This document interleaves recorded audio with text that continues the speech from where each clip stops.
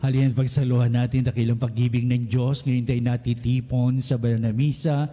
Simulan natin sa ngalan ng Ama at ng Anak at ng Espiritu Santo. Amen. Ang pagpapala ng ating Panginoong Hesukristo, ang pag-ibig ng Diyos Ama at ang pakikipagkaisa ng Espiritu Santo naway sumainyong lahat. At sumayo rin.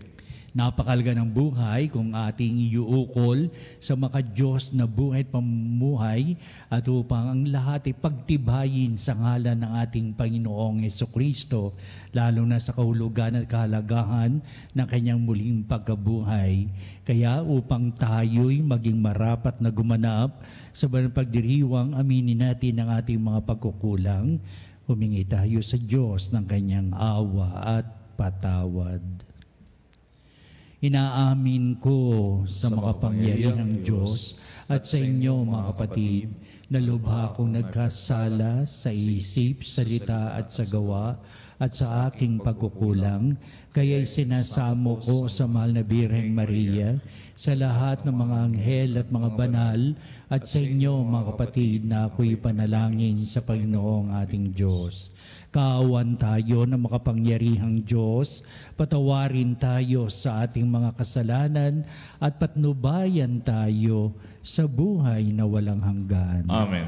Panginoon, kaawaan mo kami. Panginoon, kaawaan mo kami. Kristo, kaawaan mo kami. Kristo, kaawaan mo kami. Panginoon, kaawaan mo kami. Panginoon, kaawaan mo kami. Manalangin tayo.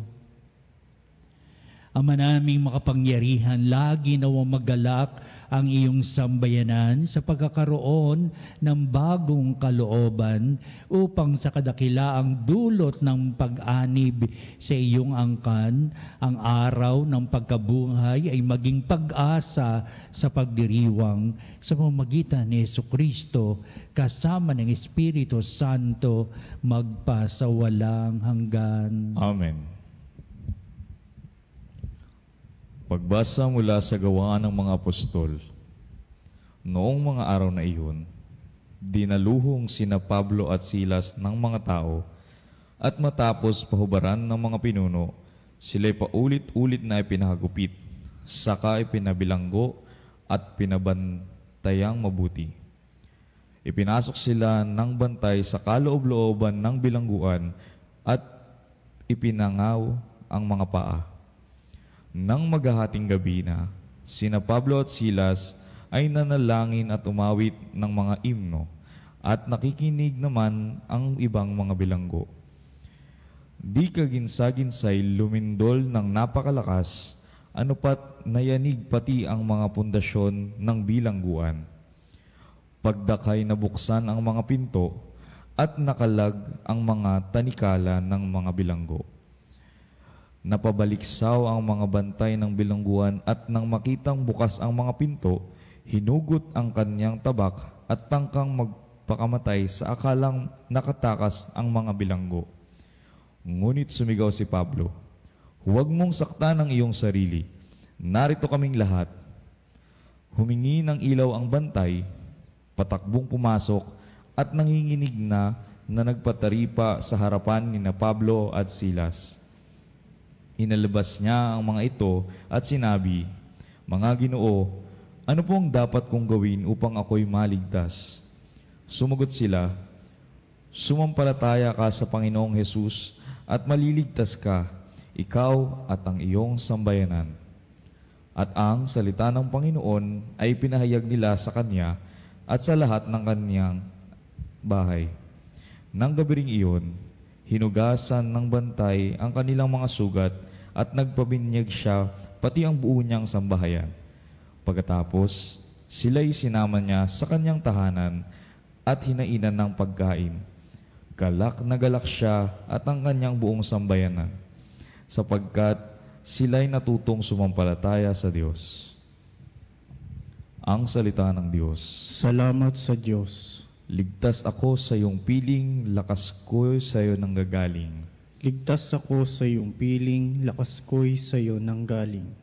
Ako poon, buong pusong aawit ng pasalamat. Sa harap ng mga anghel, pupurihin kitang ganap. Sa harap ng iyong templo ay yuyuko at gagalang. Pupurihin kita roon, pupurihin ang iyong ngalan. Ligtas ako sa iyong piling, lakas ko'y sa iyo'y nanggaling. Dahilan sa pag-ibig mo at sa iyong katapatan, ika'y tunay na dakila, pati iyong kautusan. Noong ako'y tumawag, tinanggap ko ang tugon mo. Sa lakas mong itinulong ay lumakas agad ako. Ligtas ako sa iyong piling, lakas ko'y sa iyo nanggaling. Nahahandang harapin mo mapupusok kong kaaway. Ligtas ako sa piling mo sa lakas na iyong taglay. Yaong mga pangako mo ay handa mong tupding lahat. Ang dahilan nito poon, pag-ibig mo'y di kukupas at ang mga sinimulang gawain mo'y magaganap. Ligtas ako sa iyong piling, lakas ko'y sa iyo nanggaling.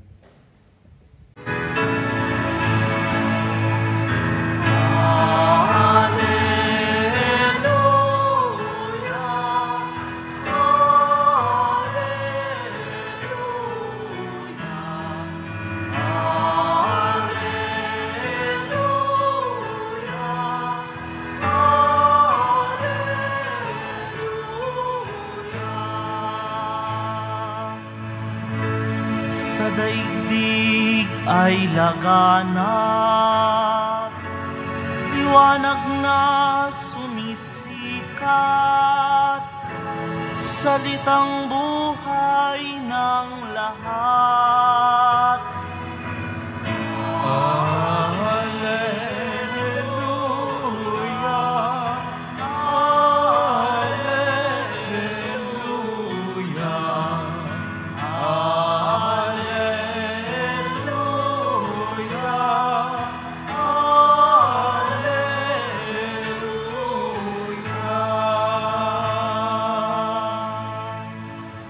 Sumainyo ang Panginoon At sumayo rin. ang pagpapahayag sa Ebanghelyo ayon kay San Juan. Papuri sa iyo, Panginoon.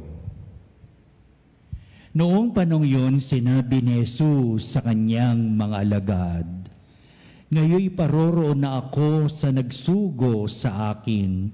Wala isa man sa inyong nagtatanong sa akin kung saan ako pupunta. At ngayong sabihin ko sa inyo, natigib kayo ng kalungkutan, ngunit dapat ninyong malaman ang katotohanan. Ang pag-alis ko'y sa ikabubuti ninyo, sapagkat hindi paparito sa inyo ang patnubay kung hindi ako aalis.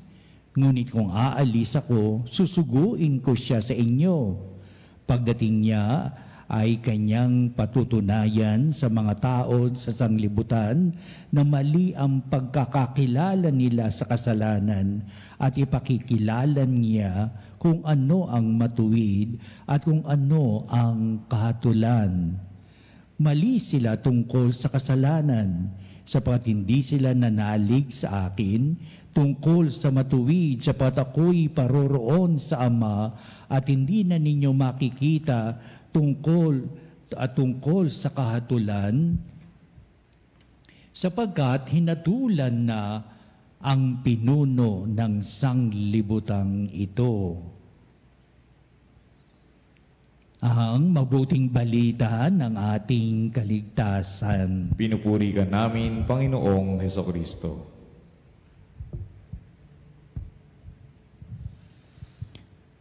Noong linggo ay nagdiwang natin ika-6 na linggo sa panahon ng muling pagkabuhay ni Kristo, at sa darating na linggo ay atin ang pagdiriwang ang Ascension Sunday, ang pag-akyat sa langit ng ating Panginoong Jesucristo. At pagkatapos noong Ascension Sunday at Pentecost Sunday naman, ang banal na Espiritu Santo, ang pagbaba sa mga alagad. At ito'y malaking kapistahan ng simbahan at ito'y napakahalagang eksena sa buhay ng mga alagad na kanilang natunghayan ang pag-akyat sa langit at ang pagbaba ng Banal na Espiritu. Nabagit natin ito sa atong mabuting balita ay may kaugnayan sa sinabi ng ating Panginoong Kristo sa huling hapunan bago siya magpakasakit, bago ang kanyang kamatayan sa krus at kanyang muling pagkabuhay. Siyempre, noong panahon pinapaliwanag ito ni Kristo sa kanyang mga alagad, nag-aalinlangan sila. Hindi nila alam kung ano ibig sabihin ni Kristo at bakit siya magpapaalam, saan siya pupunta. Kaya nga ba siya sa mga bahagi na pinahayag ni San Juan dito, nagtanong si Tomas, saan po kayo pupunta? Paano namin malalaman ang daan? Kaya ito na naman ang ating mabuting balita na sa teksto naman din ito ng pagpapaalam ng ating Panginoong Kristo at man din nagtataka sila saan pupunta si Kristo upang sabihin niya siya ay may paroroonan siya at niisa man sa kanila ang hindi walang isa man sa kanila ang nagtatanong, tahimik lamang sila. Hindi nila alam kung ano ang mangyayari, kung ano magaganap, at kung ano yung nasa puso kalooban ni Kristo nung dumating sa kanila itong mga balitang ito. Kaya nagkaroon lamang sila ng pagbabalik tanaw noong naganap na ang mga pangyayari at kanilang tinunghayan ang mga salita muli ni Kristo at mayroon itong iba yung kahulugan at ang naging sandigan nito, ang batayan nito, si Kristo sa kanyang pagpapakasakit sa krus, kamatayan at sa kanyang muling pagkabuhay, nabuksan ang kanilang puso't isipan sa higit na pangunawa. Sa unang bahagi ng buting balita, ito ang pinahahayag ni San Juan. Paroroon ako sa nagsugo sa akin, ni wala naman sa inyo nagtatanong, pero darating ang panahon na mabubuksan ang inyong mga isipan at makikita ninyo at malalaman ninyo itong mga salitang ito kung ano ang kahulugan at kung ano ang pinapakay at tinutukoy dito. Si Kristo ay patutungo sa Ama at upang sabihin siya'y bumalik na sa Ama na kung saan siya galing, na bumaba sa lupa. Kaya sasabihin lang mga literal na pagpapaliwanag ito ng mga salitang ginagamit, pero napakahalaga na talagang sa pahayag ni Kristo, siya'y tunay na nanggaling sa Ama at upang bumalik siya sa Ama pagkalipas ng ilang mga araw at panahon. Kaya wala man lang nagtatanong sa kanya kung saan siya pupunta. Kaya ngayon sasabihin niya sa kanila na tigib kayo ng kalungkutan, ngunit dapat ninyong malaman ang katotohanan na ang pag-alis ko'y sa ikabubuti ninyo. Ulit-ulitin na naman ang ating Panginoon Kristo. Ang pag-alis niya ay meron siyang pupuntahan at binabanggit dito sa pag-alis niya, ito'y higit na makabubuti sa inyo. Heto ngayon ang pagpasok ng eksena ng banal na Espiritu Santo na tinaguriang ang patnubay ay darating, paparito sa inyo at ito ay magaganap lamang kung ako ay aalis. Para sa sabi ng ating Panginoong Kristo, paano darating ang patnubay sa inyo kung di ako aalis, kaya dapat ako ay umalis. Pero wala nakakaunawa sa kanya sa mga bagay nito, maliban na lamang na ito nagiging karanasan nila. Ano pat nang umalis si Kristo at ang tinaguri ang tongues of fire na bumaba sa mga lagad, na ibig sabihin doon nabuksan at may kaliwanagan na nilang naunawaan ang mga sinasabi ni Kristo na naganap sa huling hapunan nung si Kristo ay nagpapaalam na sa kanila. Aalis si Kristo, pero hindi kayo iiwang nangungulila sapagkat may patnubay, may banal Espiritu Santo na darating sa kanila. Kaya totoo nga, kaya doon nagalak ang mga alagad upang sabihin, totoo ang sinasabi ni Kristo. Ang kanyang mga salita ay hindi magkakabula. Ang kanyang mga paliwanag ay may saysay at kahulugan upang sabihin ang mga binitiwang salita ni Kristo ay nangangahulugan ng may buhay.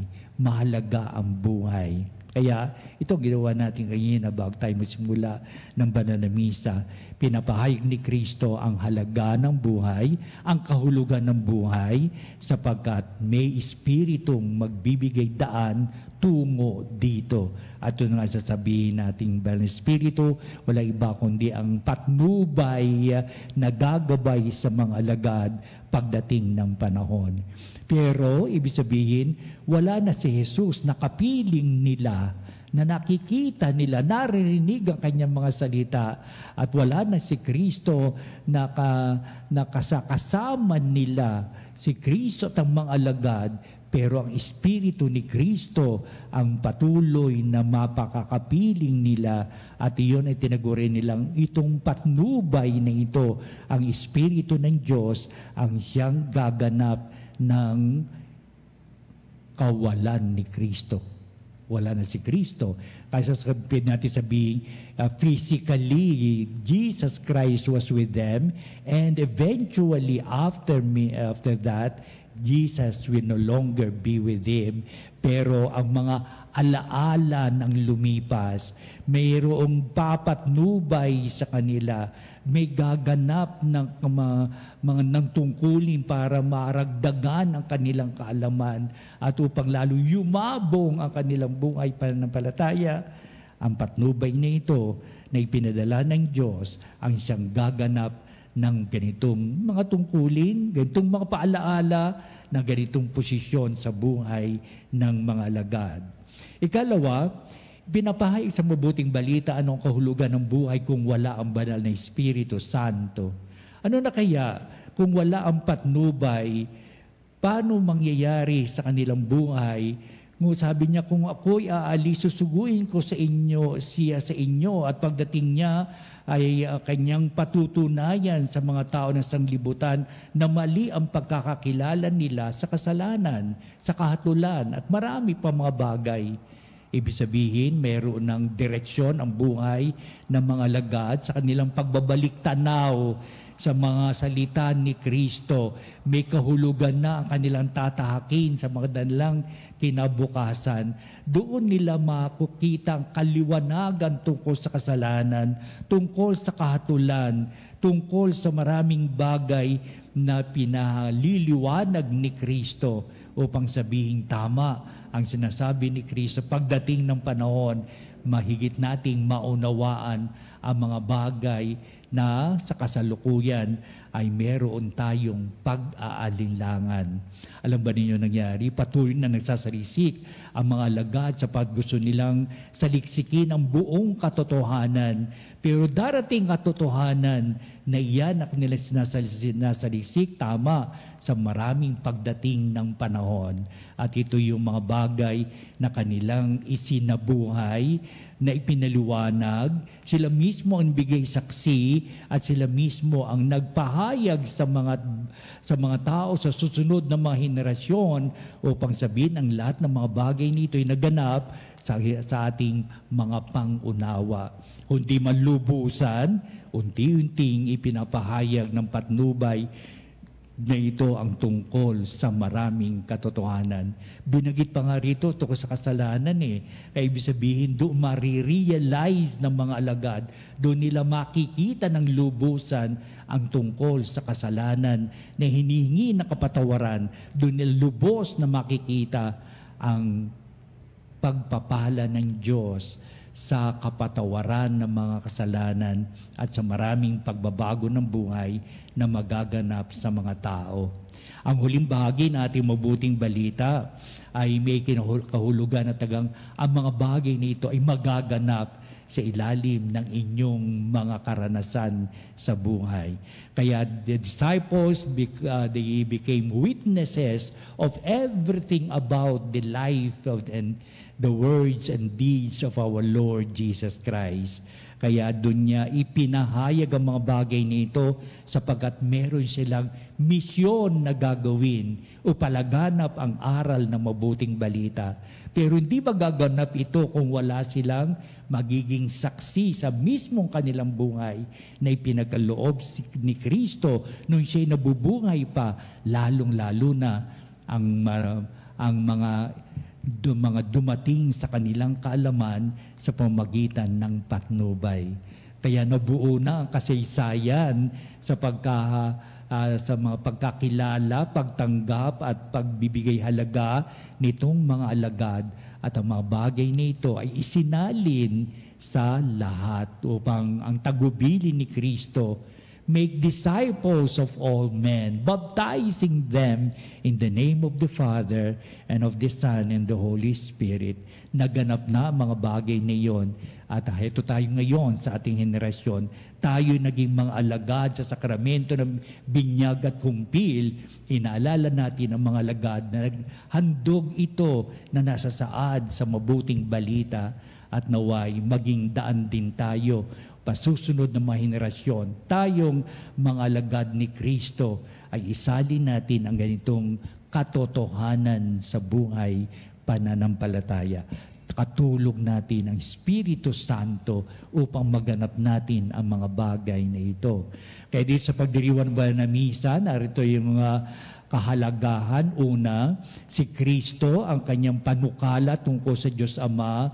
Si Kristo at ang kanyang pinapahayag tungkol sa Banal na Espiritu, ang patnubay, lalong-lalo na pinakikita sa bawat pagdiriwang ng misa. Tayo nabibilang sa isang angkan ng nananampalatayang tunay at upang ito'y maging daan sa mga handog buhay pa sa susunod na henerasyon. Kaya ang banal na misa ngayon, bukas at sa pagdating ng panahon ay magkakaroon ng bisa at kahulugan at kahalagahan sa larangan na dakilang pag-ibig ng Diyos ngayon at magpasawalang hanggan. Amen.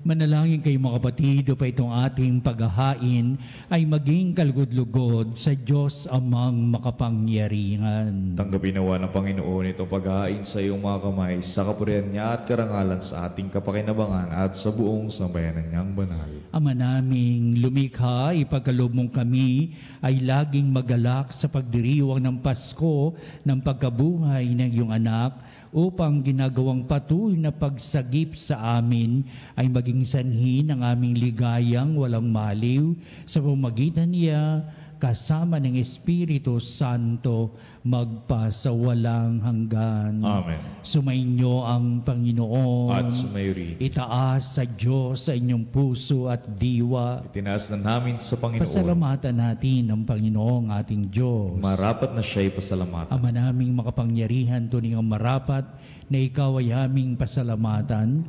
Ngayong ipinagdiriwang ang paghahain ng Mesyas, Ama among tupa na tumubos sa aming lahat, sa paghahain ng sariling buhay at sa pagkabuhay na anak mong mahal, na buksang ganap ang iyong tahanan at kaming pinaghaharian mo'y naging kasambahay.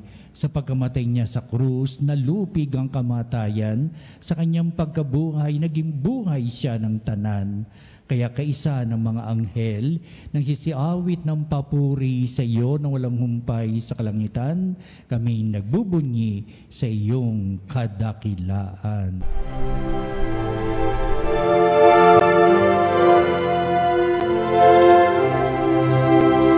Santo, Santo, Santo, Panginoong Diyos makapangyarihan, napupuno ang langit at lupa ng kalwalhatian mo. Hosana sa kaitaasan, pinagpalang na paririto sa ngalan ng Panginoon.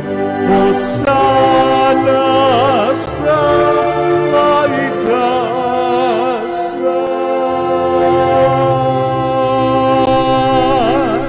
Ama naming banal, ikaw ang bukal ng tanang kabanalan, kaya't sa pamagitan ng Espiritu mong banal ng mga kaloob na ito, upang para sa amin ay maging katawan at dugo ng aming Panginoong Hesukristo. Bago niya pagtiis ang kusang loob na maging handog, hinawakan niyang tinapay, pinasalamatan kanya, pinagati-hati niya yon, iniabot sa kanyang mga lagad at sinabi, "Tagapin niyong lahat ito at kanin, ito ang aking katawan na iyahandog para sa inyo."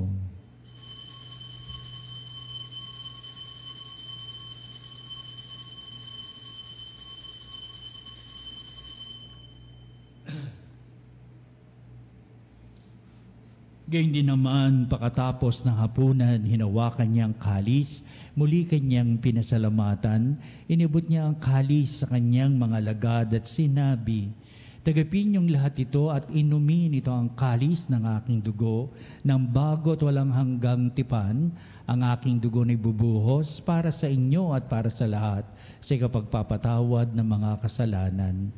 Gawin ninyo ito sa pag-alaala sa akin."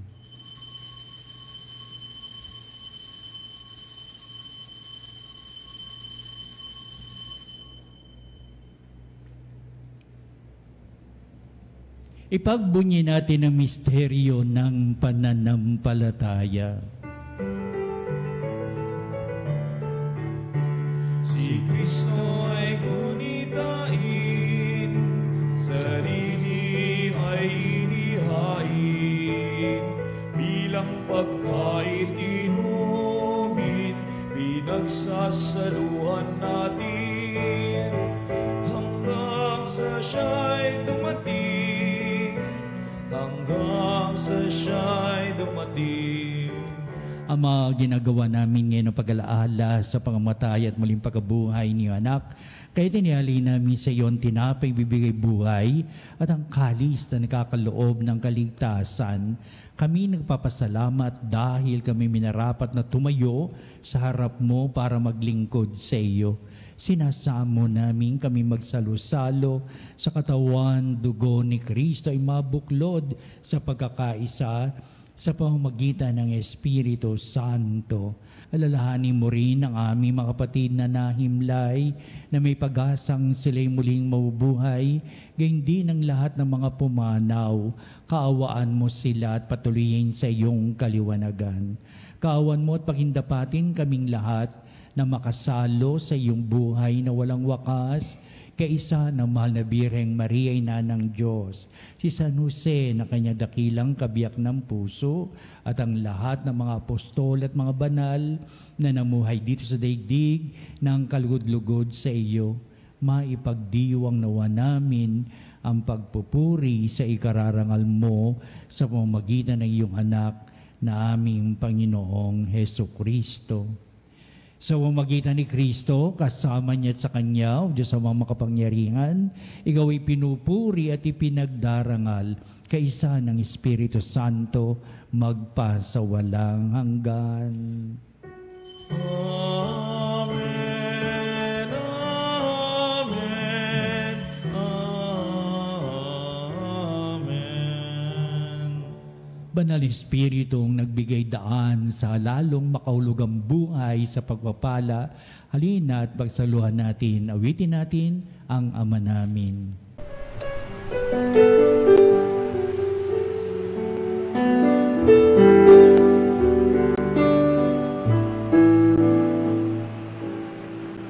Ama namin, sumasalangit ka, sambahin ang ngalan mo, mapasa amin ang kaharian mo, sundin ang loob mo, dito sa lupa para ng sa langit. Bigyan mo po kami ngayon ng aming kakanin sa araw-araw at patawarin mo kami sa aming mga sala, para ng pagpapatawan namin sa nagkakasala sa amin, at huwag mo kaming ipagdulot sa tukso, at yadya mo kami sa lahat ng masama. Hiling namin kami ay Diyos sa lahat ng masama, pagkalooban ng kapepen araw-araw, iligtas sa kasalanan, tiliyo sa lahat ng kapamakan, samantalang aming pinanabikan ang dakilang araw ng pagpapahayag ng tagapagligtas naming si Heso Kristo. Sapagkat sa iyong kaharian at ang kapangyarihan at ang kapurihan magpakailanman. Amen. Panginoon Kristo, sinabi mo sa mga apostol, kapayapaan ang iniiwan ko sa inyo, ang aking kapayapaan ang ibinibigay ko sa inyo. Tunghayan mo ang aming pananampalataya at huwag ang aming mga pagkakasala. Pagkalooban mo kami na kapayapaan at pagkakaisa ayon sa iyong kalooban, kasama ng Espiritu Santo, magpasawalang hanggan. Amen. Ang kapayapaan ng Panginoon ay laging sumainyo. At sumainyo. Magbatian tayo at magbigay ng kapayapaan sa isa't isa. Kapayapaan po sa inyo mga kapanalig.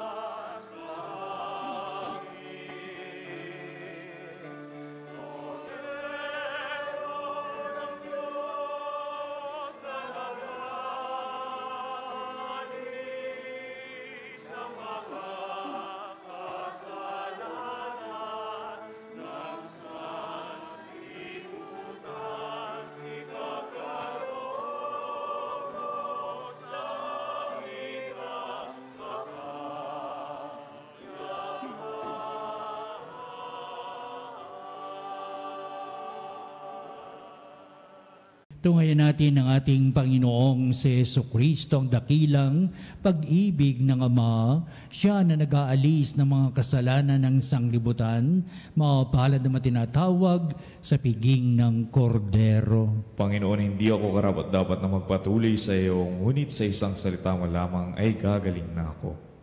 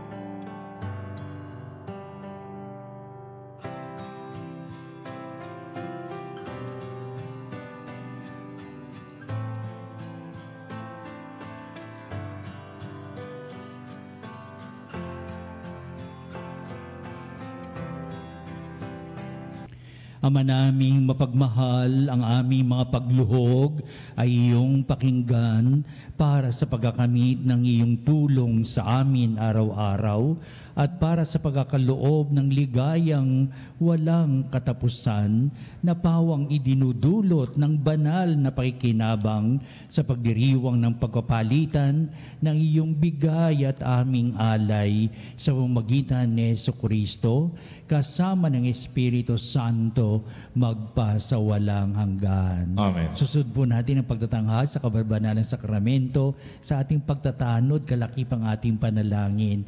At sa bandang huli, ito ang magbibindisyon sa atin bilang pagwawakas nitong ating banal na misa. O salutaris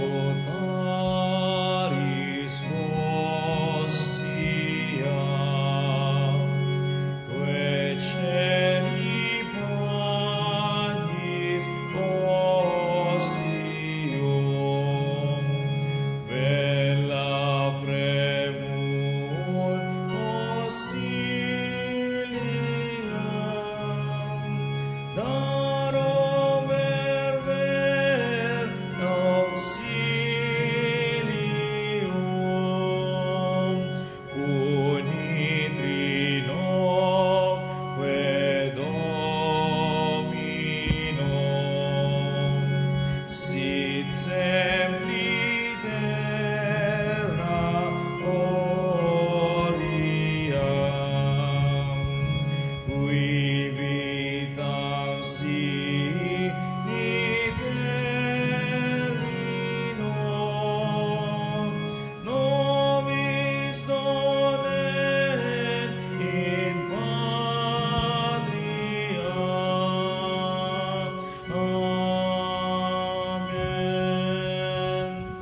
Mga panalig bilang isang bayang tinawag ng Ama kay Hesukristo at pinagbuklod sa iisang katawan, tayo'y manikluhod at sumamba sa Panginoong Hesukristo sa kabanbanalang sakramento sa altar. Sa sandaling ito ng pagpupuri at pagsamba sa banal na sakramento, alalahanin natin ang ating mga kapanalig na kasama natin ngayong nakikinig at nakasubaybay sa ating himpilan.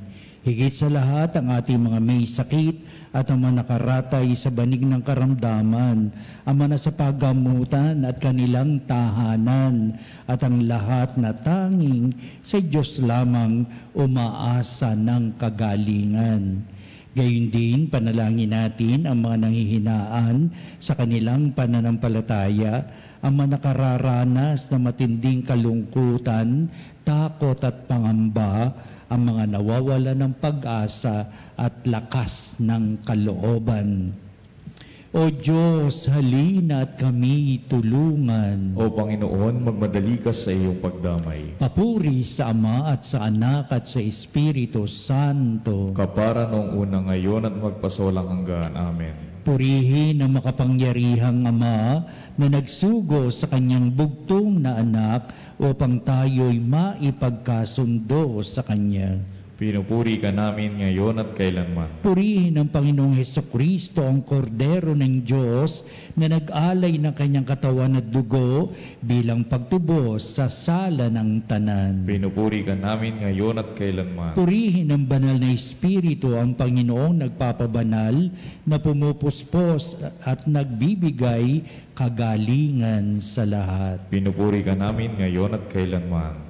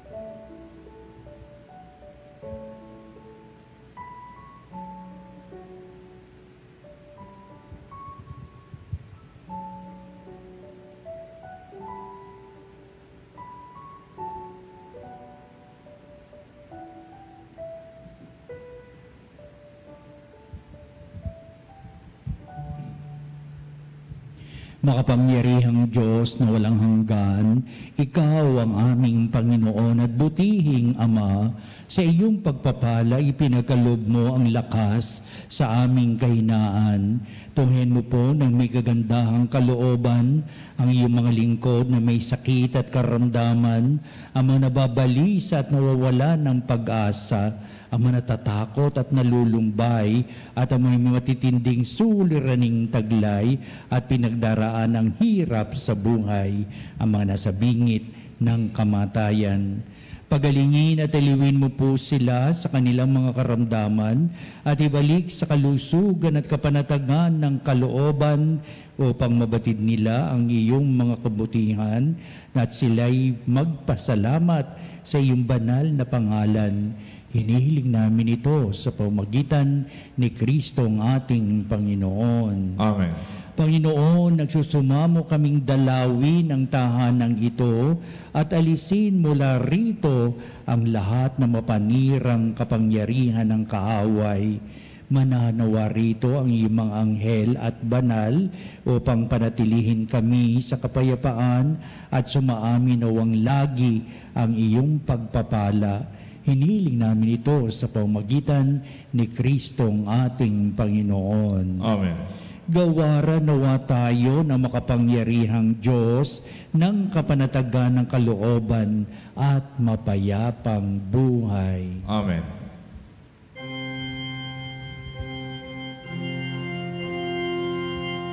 Tantum ergo sacramentum veneremur cernui et antiquum documentum nocet adritui restet fides supplementum sensum defectu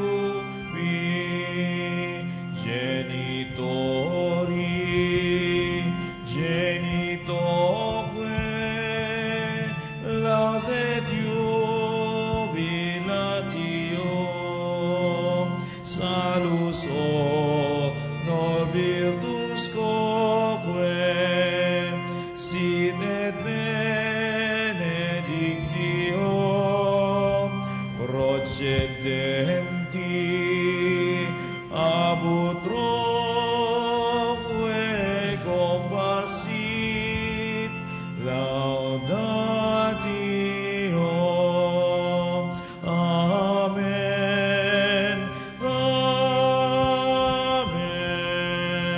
Panem Dei cielo, prestatisti eiis. Omne delectamentum inseabentem. Oremus. Deus, qui nobis sub sacramento mirabili, passiones tui memoriam reliquisti, tribue quesimus, idonus corporis et sanguinis, tui sacra mysteria venerari, ut redemptiones tui fructum, in nobis iuditor sensiamus, qui vives et reinas in saecula saeculorum. Amen.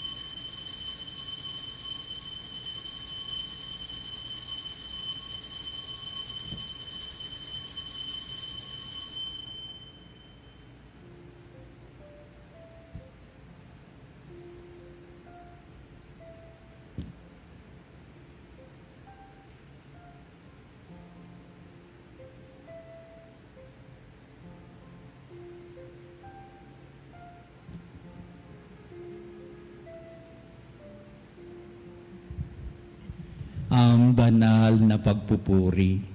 Purihin ang Diyos. Purihin ang Diyos. Purihin ang kanyang banal na pangalan. Purihin ang kanyang banal na pangalan. Purihin si Jesucristo, Diyos na totoo at tao namang totoo. Purihin si Jesucristo, Diyos na totoo at tao namang totoo. Purihin ang ngalan ni Jesus. Purihin ang ngalan ni Jesus. Purihin ang kanyang kabanal-banalang puso. Purihin ang kanyang kabanal-banalang puso. Purihin ang kanyang kamal-mahalang dugo. Purihin ang kanyang kamahal-mahalang dugo. Purihin si Jesucristo sa banal na sakramento sa altar. Purihin Purihin si Yeso Cristo sa banal na sakramento sa Purihin ang Espiritu Santo ang mga aliw. Purihin ang Espiritu Santo ang mga aliw. Purihin ang dakilang ina ng Diyos, si Maria Santissima. Purihin ang dakilang ina ng Diyos, si Maria Santissima. Purihin ang kalisinisang paglilihi sa Kanya. Purihin ang kalininisang paglili sa Kanya. Purihin ang Kanyang malalhating pag-aakyat sa langit. Purihin ang Kanyang malwalhating pag-aakyat sa langit. Purihin ang ngalan ni Maria, Birhen at Ina. Purihin ang ngalan ni Maria, Birhen at Ina. Purihin si San Jose, ang Kanyang kalisinisang esposo. Purihin si San Jose ang Kanyang kalinis-linisang esposo. Purihin ang Diyos sa Kanyang mga anghel